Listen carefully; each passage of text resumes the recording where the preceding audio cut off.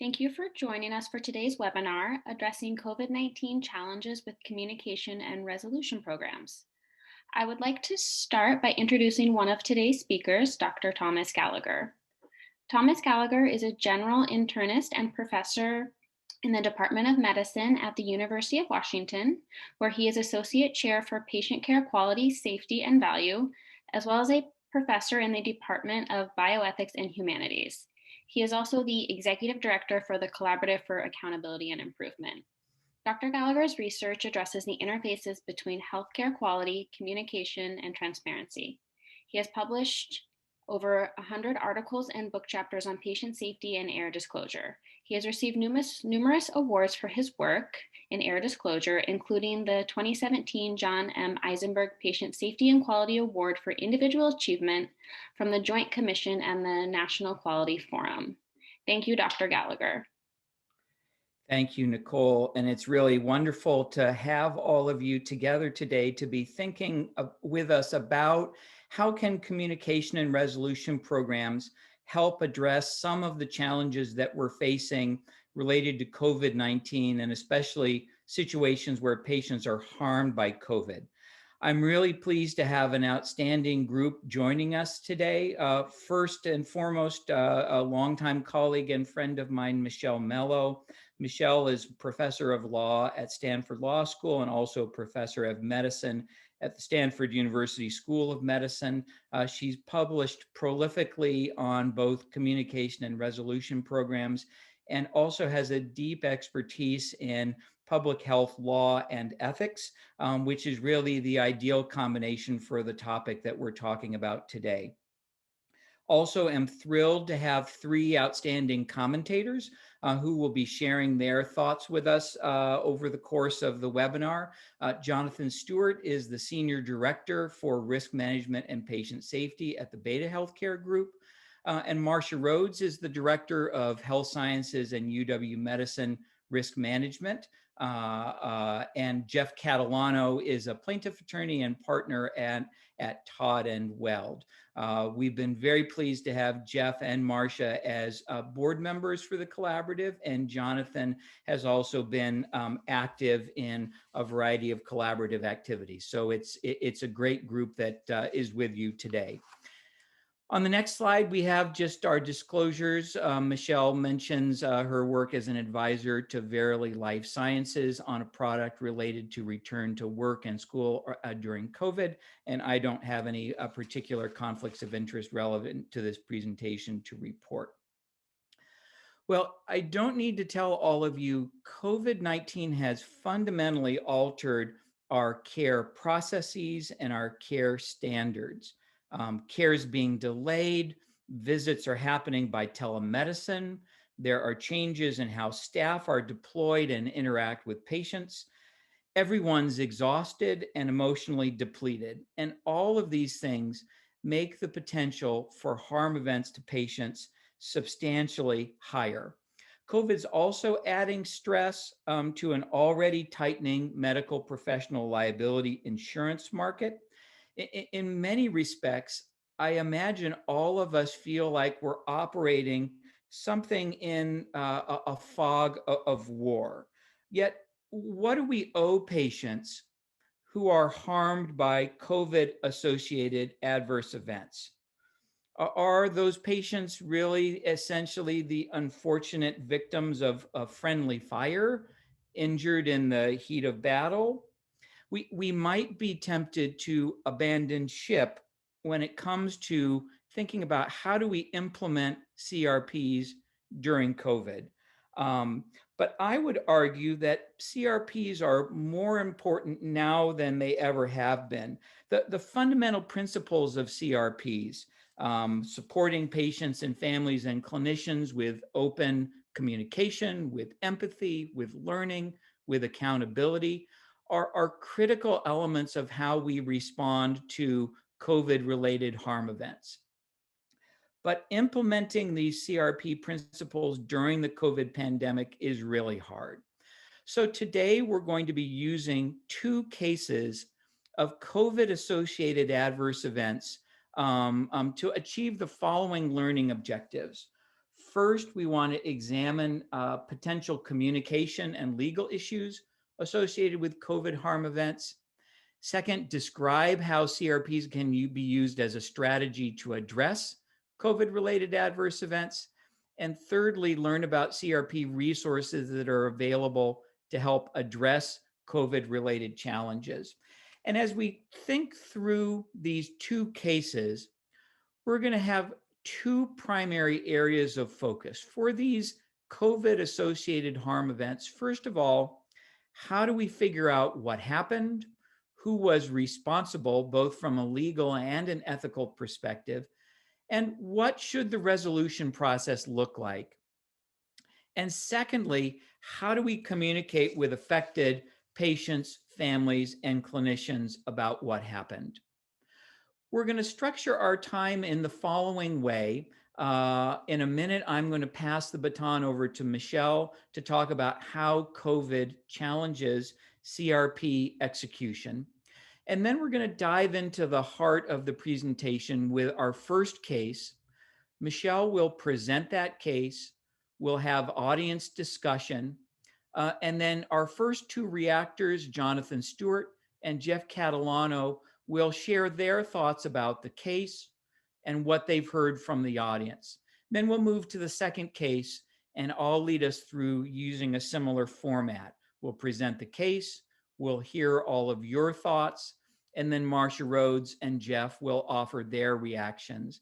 And then we'll have about 10 to 15 minutes for some key takeaways, any questions you might have, and hearing some closing thoughts. You'll note that this is a highly interactive session, which can be a little bit of a challenge on Zoom, but we're counting on you to be sharing your thoughts in a variety of ways. First, I want you all to do some finger stretching and limbering exercises so that you can start typing furiously in the chat. We'll be watching that carefully. But for those of you who would prefer to speak your question or concern out loud, just virtually raise your hand, which you do using the participant button in Zoom, and we'll be sure to call on you.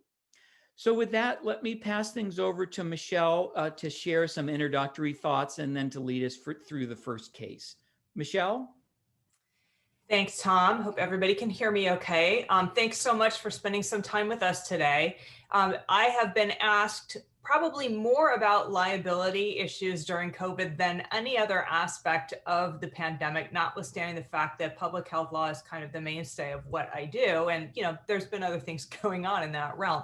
So it really speaks to the level of concern that there is out there among clinical staff and those operating healthcare organizations about how to march on during what Tom, I think, is very aptly framed as a time of war. Before we get to that, let me just take you back a year ago to just review some of the peacetime challenges for CRPs, because, a year ago, we were already struggling with some really big implementation issues when it came to how to do CRPs right. And these are just a sampling of issues that I'm sure will be familiar to many of you. Number one is how to implement the CRP's aspirational goal that we're going to offer compensation when care is not up to our standards as an institution, even when we think there might be an avenue for defending the case on the negligence standard. That's a tough thing to sell in many institutions, and it just involves a very principled commitment to CRP principles. So that was already hard.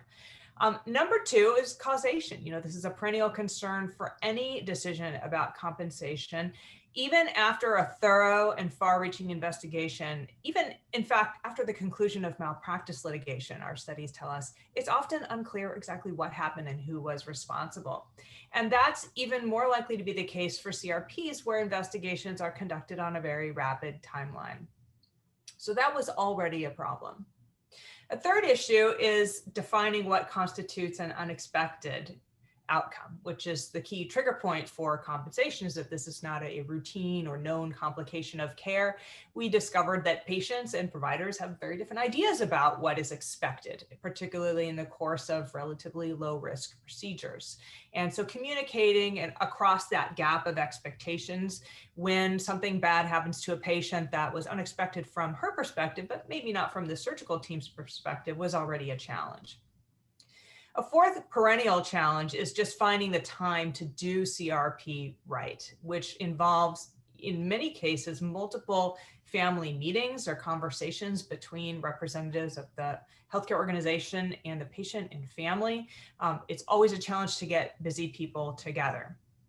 And then finally, as we've discovered and when we've researched organizations that have implemented the CRP, one has to work pretty hard to prevent inequities from arising in the CRP process.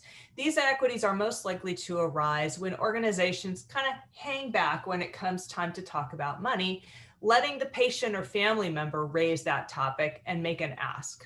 Of course, the aspiration of CRPs is that compensation is offered proactively when it is warranted under the rules of the program. We don't hang back and wait for patients, but many organizations do, in fact, express some hesitance to raise it on their own, in part out of recognition not all patients want money. And that can lead to inequities because, as we all know, some patients are much more likely than other patients to make that ask. And that tends to align with various measures of social capital or conversely with disadvantage.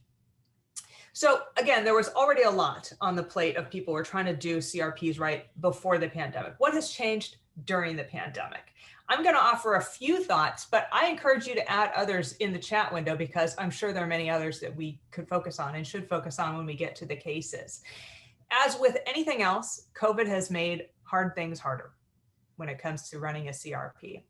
The most concerning situation I think that I've heard from people is about what might happen when standards of care are altered in a deliberate way in order to cope with a surge of COVID patients. Here in the Bay Area and San Francisco area, our hospitals have had to go too deep into a 3-tier surge plan. And so standards of care were definitely altered. Patients received less of everything, attention, equipment, the access to appointments and providers than they ordinarily do. And so lots of concern about what happens to patients who are injured in a way that is causally connected to those alterations in processes. Let's add to that a second point, which is that clinicians who are already really difficult to corral for family meetings are now completely overwhelmed, as well as in many cases emotionally depleted by what they're coping with on service. And so then to ask them to find the time and emotional energy to enter into a series of difficult conversations with injured patients is especially hard. And the same in many ways is true for risk managers who are now managing a much broader array of different types of risk, coping with interactions of all kinds of new emergency related laws that have come online during the pandemic and affect the way hospitals can and should do business. And yet they're still expected to do what they usually do, which is spend their time running around putting out fires related to patient injuries. The baseline risk of having an injury also might be higher during COVID because we have more iatrogenic infection circulating around hospitals. So in addition to all the regular risk factors for patients, we have a big new one to worry about. And we'll talk about that in our second case today. And then there's the fact that we just have many more patients in the hospital who are very, very fragile. People who are getting hospitalized due to COVID are often of very advanced age and a frail state, especially vulnerable to have a bad outcome. And even those who are hospitalized due to other conditions might be expected to be disproportionately more fragile because of people are kind of hanging back and not seeking care out of concern about entering an institution where there might be infection circulating. Moving on to the next slide, let me wrap up with a few more additional challenges. I think the fact that many hospitals and other facilities have restricted visitors on site poses special challenges for CRPs. As we all know, having a family member there can help catch errors before they become injuries. So there's increased exposure on the one hand. And then on the resolution side, more difficult to, again, arrange meetings with family and friends who are not going to be accompanying the patient, getting to know the clinical staff in a matter of course. The next point I think is also important.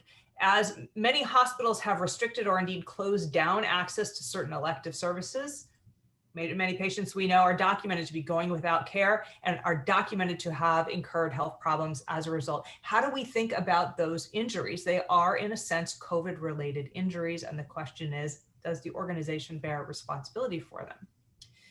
I put this next bullet point up, even though it doesn't have directly to do with how care is rendered. I think it does make CRPs more challenging, and that is that many more of patients are experiencing severe stress, both financial and family-related stress in their personal lives. Why does this matter for CRPs? Because whatever cushion we might have had time-wise has evaporated. As patients are on a razor-thin financial margin, they can't afford to wait weeks or months to get compensation for injuries. And as they've been denied access to childcare, they're struggling more and more with recovering from injury, and they're going to need more institutional support. And finally, what about this last point? As we know, the PrEP Act, a federal statute that is triggered in the event of a public health emergency, as well as a lot of state laws, give healthcare providers heightened legal protection, leading up to almost complete immunity during times of declared emergencies when they're involved in administering emergency-related care. Now, that sounds like a good thing, and in many ways it is, but it undercuts incentives for these clinicians to participate in CRP processes. If you know you can't be sued, unless you're just a very good person inherently, you might well be disinclined to engage in a process that many institutions view as designed to avoid litigation. So as you can see, there are a number of ways in which COVID makes this hard process even harder. And as we thought about how best to crystallize that discussion, there were two cases that had come to our attention that we thought would be especially good focal points for today. So let me move to the first one. Rather than read it out loud, I'm just going to pause and let everybody read silently. And then I would love to have audience participation in answering the following question. What makes this case hard?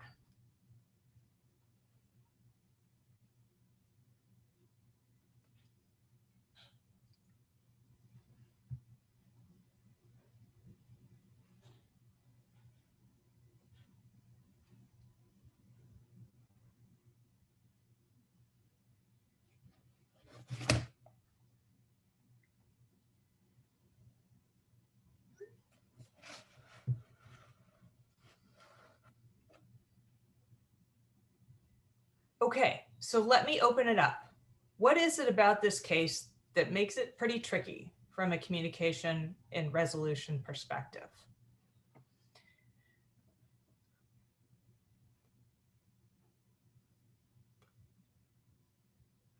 So Tom, we want to manage this through the chat, is that correct?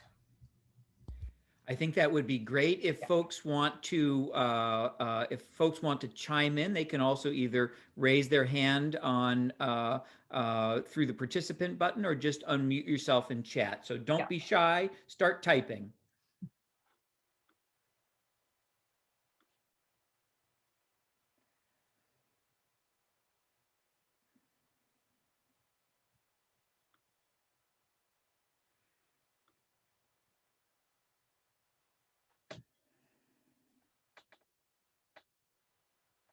Thank you, Rebecca. The outcome could have been prevented. Great comment. Okay, and I see the heightened sensitivity to cultural disparity. Yeah, so we're dealing with an African-American patient, and the family itself has picked up on that as a possible factor in the standard of care that the patient was given. And then Kayla says, it's difficult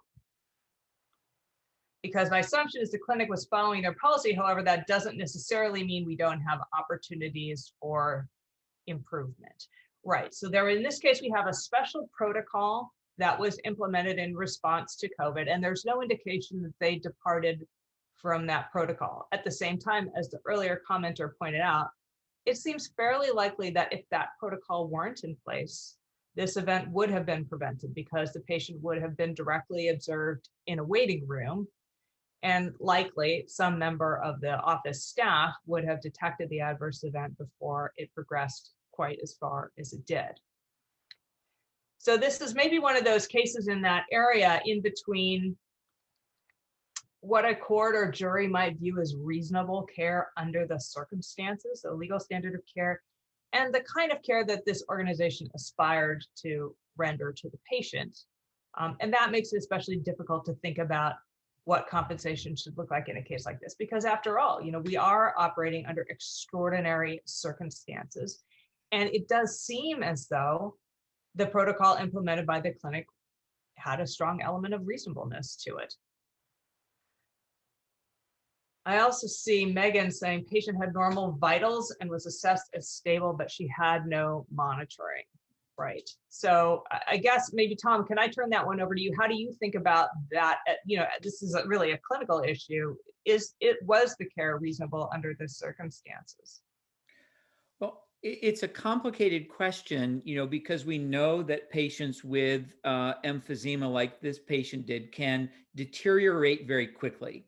And this is why, even though she might have been appeared sort of stable at triage, whether the patient actually was in sort of a high risk situation. And so there are lots of elements of this case that to me just feel sad, and that's one of them. And I bet, another challenge associated with this case, I'm assuming the husband and maybe other family members feel horrible that maybe they were in some way responsible for not realizing she was, having difficulty and getting attention for her sooner. We see enormous amounts of patient and family guilt associated with these sorts of situations, but it's tricky clinically, and patients like this can deteriorate quickly even when they appear stable at triage. Mm-hmm. So in that land between what we might think about as legally required and what would be optimal, one commenter suggests, why wasn't there an ability to check on people waiting in cars to catch those cases that did escalate in unexpected ways? And I would guess, if were I the plaintiff's attorney in this case, that would be something that I would pick up on. People can be observed, and it wouldn't have required a great deal of additional staffing in order to do so. On the other hand, as Tom says, this doesn't seem like a patient who was in imminent danger. So it really raises this question of whether this event was foreseeable, and even if it wasn't, is this the kind of event that we think really shouldn't have happened, even during times of COVID? Let's see. Stephanie says we're trying to balance the safety measures in place to prevent the spread of COVID while maintaining optimal patient care. And yes, that is the rub here. That the fact is that this patient didn't receive the same standard of care and attention that she would have outside of the pandemic. And the organization implemented this policy not solely or primarily for her benefit or for the benefit of patients like her, but also for the benefit and protection of clinical staff. So, what we have here is not some judgment calls about what's best for the patient, but a balancing of what we could do for this patient while also protecting other patients, staff, and any visitors that might have been on site. And, that poses a particularly difficult communication challenge. So if we turn our attention now to how we would conduct communications around this event, that's not easy to come into a meeting with this family and explain that the way in which she received treatment was not arranged for her to maximize her interests, but to balance her interests against the interests of others in the clinic. I wonder if anyone has any suggestions about how they would approach a communication like that, or whether perhaps there are some out there who think that that reality doesn't need to be explicitly addressed in the conversation. So if we turn now to how we would talk to the family about this event, how would you start?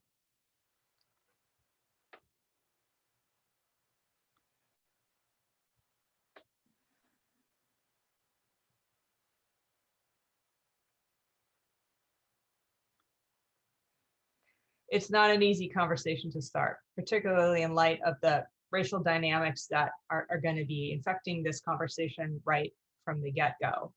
Maybe this would be a good time to turn things over to our commentators to ask, from their respective perspectives, one on the institutional side, one on the plaintiff side, how do you think this conversation ought to unfold, and what would be the key concerns that you would have as a participant in that conversation? Maybe we can start with Jonathan.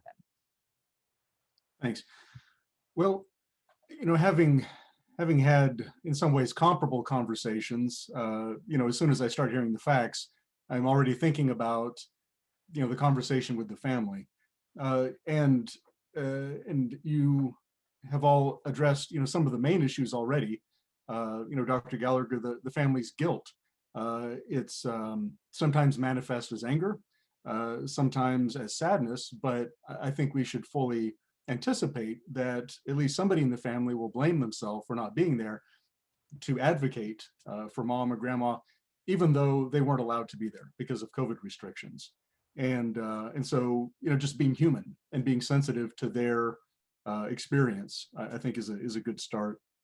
I think, the question about racism is very reasonable. I think, from my experience, it's harder maybe for managers, like clinic managers, to hear suggestions that their staff might be racist. They tend to get very defensive, but as risk managers, we're more at arm's length, and we can acknowledge that this is something that happens, that there is a lot of implicit bias, and also racism can intersect with ageism and discrimination on the basis of people's mobility impairments and cognitive impairments. It's hard, it would be hard for me as a risk manager perhaps to get to the truth of to what extent that influenced what happened on that day, but I think it deserves a fair hearing and a respectful hearing. And then, the third point that I would anticipate going into this conversation is just what we've been talking about, to the extent to which the standard of care is different now. As we've said, waiting in the car for your appointment is not standard care under ordinary circumstances. And some anger and frustration is probably reasonable in that context. Part of the response is that, that protocol was intended to help the individual patients, help protect them, as well as to protect, other patients and family members and staff. But yeah, I think I would approach it with as much compassion and humanity and humble listening as I could muster.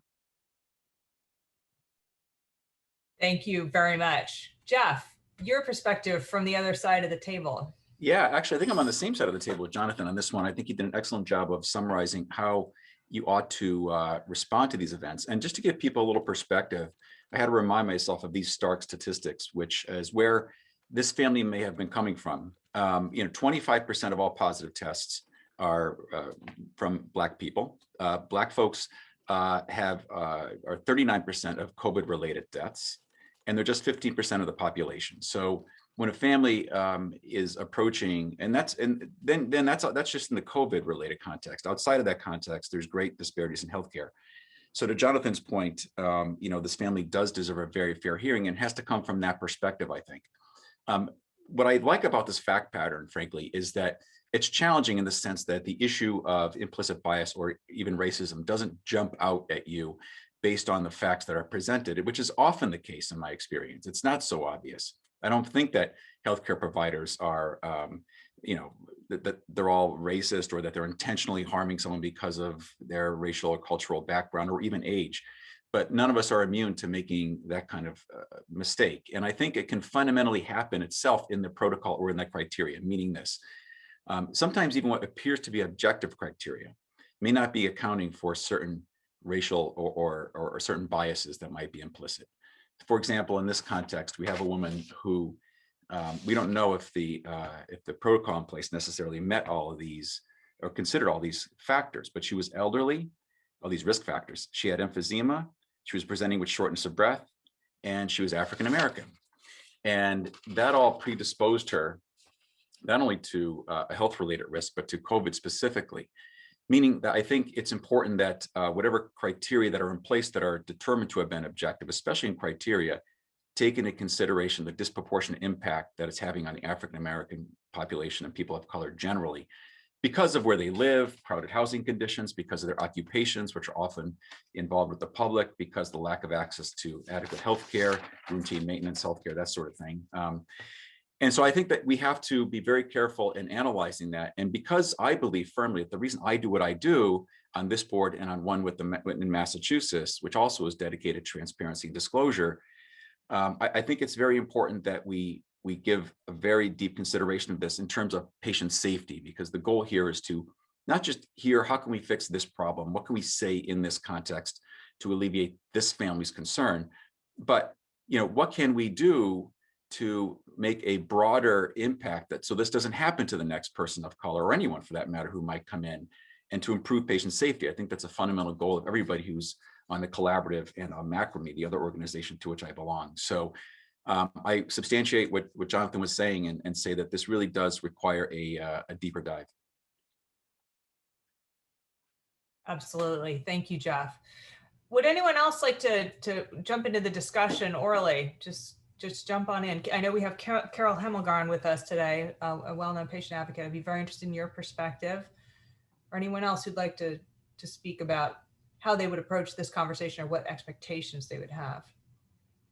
So Michelle, this is Carol, and I think it is a very difficult case.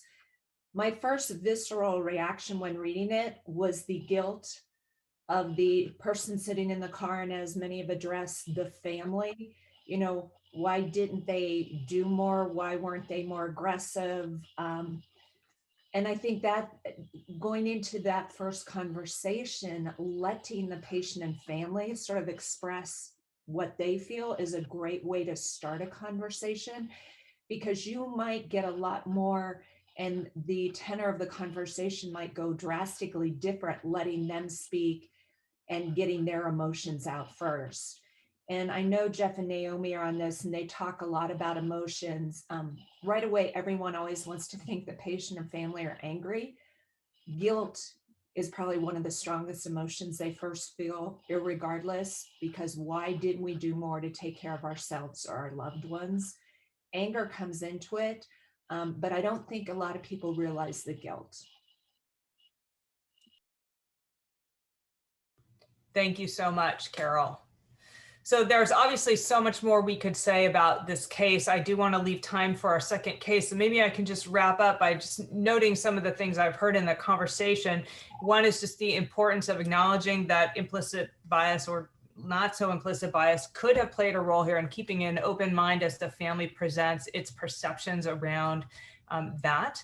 And looking at this as a learning opportunity on that front and for the treatment of African-American patients going forward. And the second is something that we've already learned about operating CRPs, and that is just the great importance of letting families be heard fully, to let them narrate their perception of what happened here. And in this case, particularly when everyone is struggling under the burdens of these COVID protocols, to express solidarity with them in their emotion around how the standard of care has been altered, not for the better, by the necessities of the pandemic, and to join them as they experience the emotions that they're experiencing, including guilt, to meet them where they are in that emotional experience. So as I said, I want to leave enough time for our second case. So I'm going to pause here and just turn things over to Tom, but we can return to some of these themes at the end of the hour. Thank you, Michelle. Nicole, do you mind putting the slides back up so we can talk about our second case? So using the CRP model when an individual patient has been harmed by healthcare is difficult enough. But what happens when a COVID-associated care breakdown potentially harms multiple patients? And these are situations known as large-scale adverse events. And organizations are starting to get more comfortable with the tools and the processes that you need to investigate a large-scale adverse event and communicate with all the patients potentially affected. But how do these issues play out during COVID? And this is a case of a COVID-associated large-scale adverse event following an uptick in COVID cases among clinical staff in one of its surgical units. CarePoint Hospital determines that 8 surgical patients cared for by effective staff members tested positive for COVID-19 within a week after their operation. The staff members were in full PPE when caring for the patients, but had not been adherent to the hospital's COVID-19 prevention protocols during breaks in the unit. The unit also allowed visitors at the time this outbreak occurred. So another really hard case. Let's start with, as Michelle did, hearing your thoughts, and the prior chats were outstanding. Nicole, maybe we can go back to to stopping the sharing of slides so that we can see everyone. Let us know in the chat, what is it that makes this case particularly hard?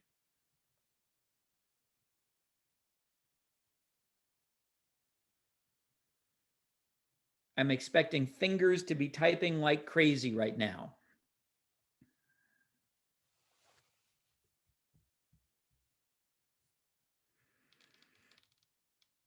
Media exposure, yep, a big concern in large-scale adverse events. Not sure of the source of the outbreak. Visitors allowed, thank you, Kelly. Other things that make this particularly hard. Villainizing staff. Heidi, really good, thank you. I hope everyone is keeping an eye on the chat and all of these great comments about why this case is particularly hard.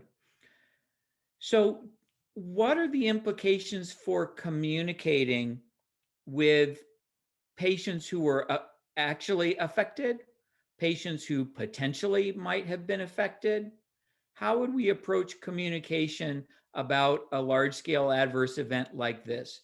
For example, does the organization have any obligation to reach out to all the other patients who were on the unit at that time and notify them that they were potentially exposed?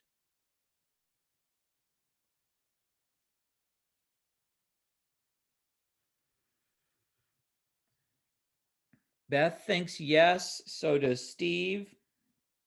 Lots of yeses. Jeff and Naomi, yes. The alternative is the media, right? Although you have to, and maybe Marcia or Jeff are going to touch on this in just a minute, you know, one huge challenge here is that who are you going to rely on to be doing the investigation of this outbreak? The infection prevention staff that is already stretched so thin, and figuring out, well, what are we going to say? This may have been associated with staff, may have been from visitors. We just don't know.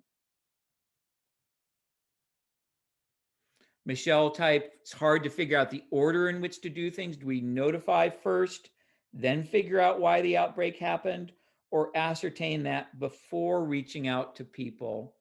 What's the primary rationale for the need to notify potentially exposed patients about what happened?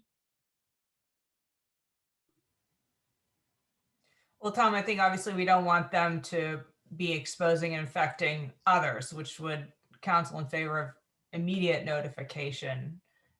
But you could set off a chain reaction of testing and concern that in fact is not necessary because the source was from visitors rather than from staff. Thank you, Michelle. What are others' thoughts about the rationale for notification? So people can watch for symptoms, transparency, reduce community spread. Well, this is great. I'd love to turn to our two commentators. First, let's start, Marcia, with you, if you don't mind. If you can turn on your camera. As a hospital risk manager, director of risk management, what are your thoughts about this case, the challenges it poses, how you would communicate, and any reflections you have on what people have been sharing so far? Sure. Thanks, Tom. Hi, everybody.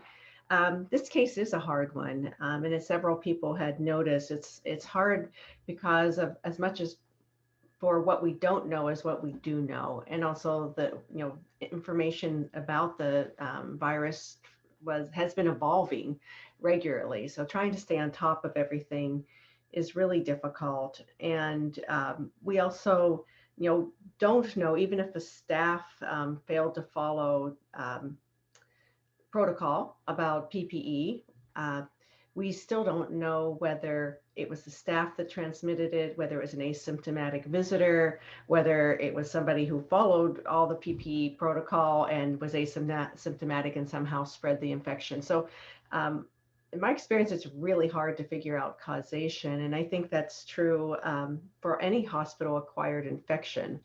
And I'll be really interested in Jeff's comments. I know he's published recently on that topic, and I think it's an area ripe for CRPs to think about, because typically hospital-acquired infections haven't really been something that have been regularly compensated. The thing that I think is really important is to key on the needs of the patients and their immediate family and other people surrounding them. I mean, we're trying to stop community spread, and I think that means telling patients what they need to know for their own health care, how to be tested and to facilitate the testing and to pay for it. And then also, tell them how they can protect others, and also give them an opportunity to ask questions. I know in some of the cases, I mean, our infection prevention teams, as somebody else has pointed out, are completely overwhelmed and have been for months, yet they are the individuals who have the expertise to do contact tracing and to actually help us understand what's happened. So I think there's a real challenge in getting to patients in a timely way, to let them know that they've been exposed and to offer them the testing. But I do think it's important to the extent possible within the constrained resources, that even after the event, to let patients know and to handle this like any other communication, to make sure care providers talking to them, that communication is documented in the patient's medical record, that we're doing all the things that we would ordinarily do for any other hospital-acquired infection. And that's not to say that I think it's easy, because I definitely do not think that it is. And I think we really won't know for probably a year or more some of the people who have been affected by spread. Like, for instance, someone acquires the infection in our hospital, and we know it because they were tested before they came in. They've been in the hospital for more than 14 days and they are infected. And then perhaps they went home and were discharged before they knew, and they infected a large number of other people. And any one of those people could have had a dire outcome. In my experience, from knowing what we have done, most people, even when hearing the information, have been really grateful that we've reached out to tell them that that they could have been exposed in our hospitals and what that risk is, and the advice around isolation. So I'll stop there. And thank you, Marcia. And Jeff, what are your perspectives on the case and the discussion that's been in the chat and that you've heard so far? Yes, and I want to sort of capitalize on what Marcia was saying, which is that in fact, these infection cases are very hard from a causation perspective. I get calls all the time about someone who acquires an infection, but proving how it happened, who's responsible, did it actually happen because of somebody in the hospital communicating the disease, in this case of COVID, is pretty much impossible from a legal perspective. But I still agree with the desire to be transparent. And then I want to add another complicating aspect to this, which many people are probably familiar with, which is the fact that I think every state has passed some type of legislation that protects healthcare providers from liability when there is an adverse outcome that is impacted in some way by COVID-19.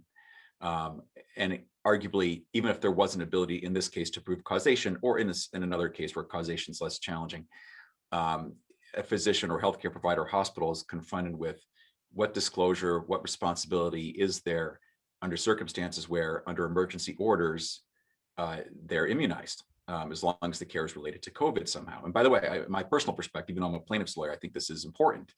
I've read articles about, in particular, residents at hospitals falling into despair over crushing workloads to the point of suicidal thoughts, just feeling absolutely paralyzed and helpless. And hopefully it's not that drastic point that it was when I read that article back in the spring and summer, but nonetheless, it's good legislation. How do you then approach the patient with that if in fact there's something more clear cut but is COVID related and therefore immunized? That's a challenge. I don't know that it does. Certainly, I don't think it should in any way, shape, or form, in my personal opinion, relieve the healthcare provider, not trying to be an ethicist here, but from the obligation of communicating what happened to the individuals who are impacted and or the family. But great diplomacy is required when you then explain, and I think you need to explain where it's coming from, that these healthcare providers are severely overworked, they're doing their absolute best. The communication of this disease is really easy and hard to prevent, even under the most extreme measures that we try to take.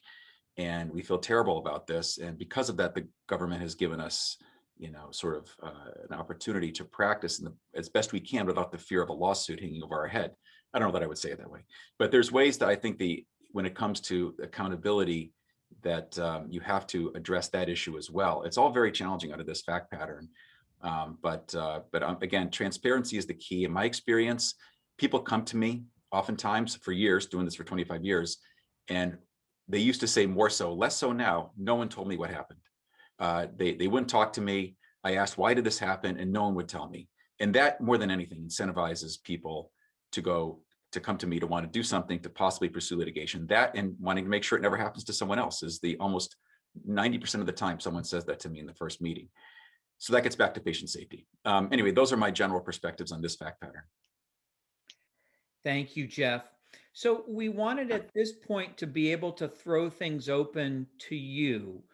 We've seen some great questions and comments in the chat. Dana was asking, what if they transfer or they die? The communication is not out before then. It adds complexity. It sure does. Dana, thank you for adding that.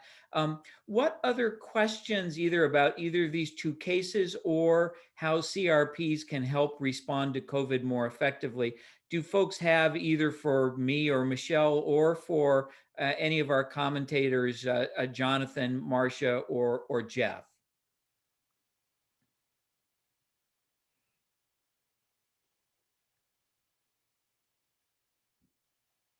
So Jonathan's getting a jump on it, and rather than being the recipient of a question, is going to ask the question himself, is if a patient is infected with COVID in the hospital, should the hospital waive treatment charges? What thoughts? So Kelly is saying no. Marcia, if a colleague from another organization asked you that question and wanted your advice, what would you say? Well, it's really interesting. That's a question we're grappling with right now, as I suspect many others in the audience are. It's our practice, if we think it's preventable, to waive all charges. It gets back to that causation question. And so what we're doing is looking at them on a kind of individual basis and trying to make a decision using the same thought process we would for any other matter where we're trying to determine whether something was preventable and waiving charges. But it's really difficult. I wish I could tell you I thought it was easy, but it's not. And you're seeing some other folks weighing in about the issue of waiving charges.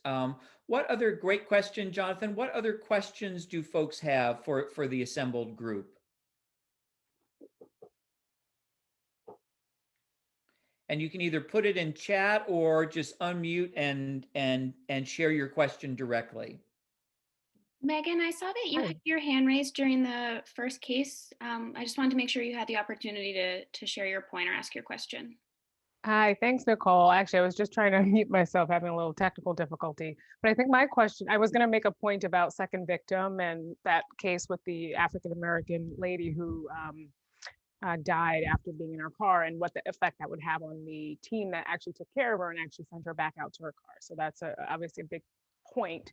I think my second question that I actually put in the chat was about, I'm in New York State.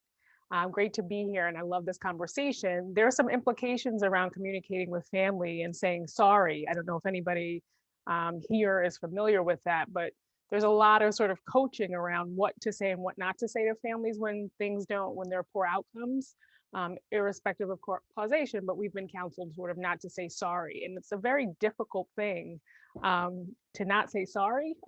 So I was just curious about if there were any tips or strategies that this group had to share.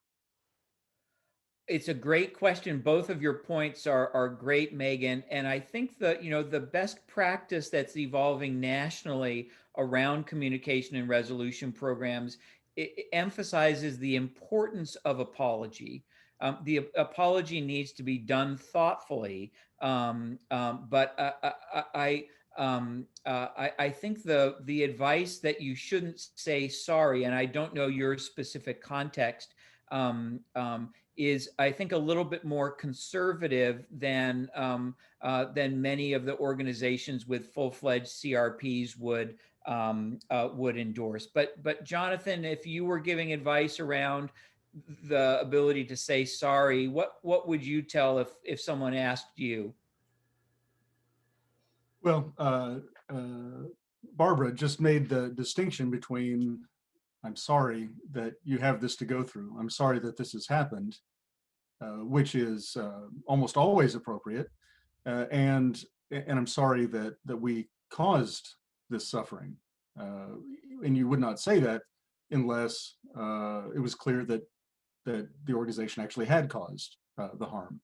But just showing empathy and compassion and basic humanity goes a long way here, even if causation is unclear. Also, some states do have statutes, and Massachusetts is one that I actually worked with the Mass Medical Society to pass about 7 years ago, that allows for doctors to apologize and not have that used against them in court. I always felt that was the appropriate thing to do. We teach our kids that, if you make a mistake, apologize. It's the first thing we want them to do, be able to do. So we were successful in passing that. It was not without some controversy, but now at least doctors should feel comfortable, all healthcare providers, apologizing and not necessarily worrying, gee, is this going to come and bite me in the end? Every state's different, but I would encourage you to find out about that and see if it's available to you to give you more peace of mind. And apology is an important part of the response to both cases. I think Michelle made a really nice point with case one, that we want to be meeting patients and families where they are, and where this patient and their the family likely is for case one is, I worry that I was harmed because of a COVID associated protocol. And I think that concern needs to be acknowledged directly, and we need to say, I'm sorry that this is what happened.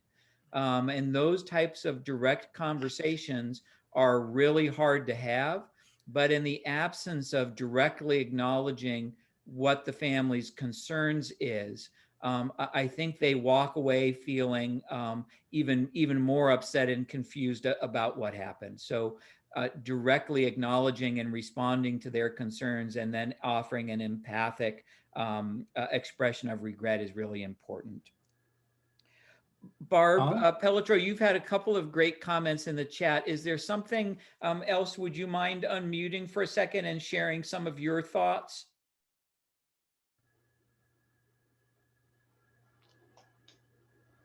Just finding all my buttons, sorry.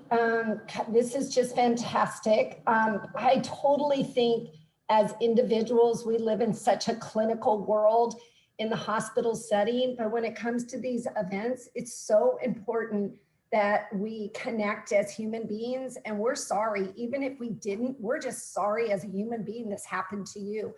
But I think when I listen to this conversation, the planning before meeting with the family is so important. So who's the right people to meet? What are the potential questions that are going to come up? And how are we going to respond? So we're not like sitting there wondering, or we're not all on the same page. So anyway, that's why I think the pre-planning is just really important, to be able to get it right and not go sideways from the very beginning when we're trying to figure out what's happening and help the family and help understand where we're going. And it's usually multiple conversations in these complex events that occur. So it's information as it's available. That's great, Barb. And one of the reasons we find partnering with patients and families so critical is to get a sense of how our approach can have an unintended effect. I hope everyone saw the very thoughtful note from Jeff and Naomi that saying, I'm sorry this happened generically is infuriating to some patients.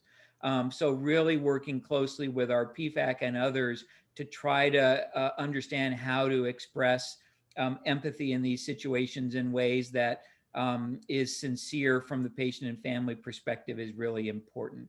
This has been such a rich conversation. Nicole, do you mind putting up our last takeaway slide? We tried to pull together some of the main takeaways from the two cases. And Michelle, I'd love to hear whether, based on what you've heard in the conversation, there are others that come to mind. But first, we thought patients who have experienced a COVID-associated adverse event deserve an empathic, direct acknowledgement when they were put in harm's way to advance the greater good. We've talked a lot about implicit bias and carefully considering whether it's affecting your communication and resolution programs. And for case 2, for COVID-associated large-scale adverse events, err on the side of transparency regardless of fault to minimize further COVID-19 spread. It's important to document the communication about the COVID exposure in patients' medical records so other clinicians are aware of that. And then exposed patients should be offered testing. Michelle, were there other takeaways that you heard that you'd like to emphasize before we wrap up? Yeah, I might throw in a couple more.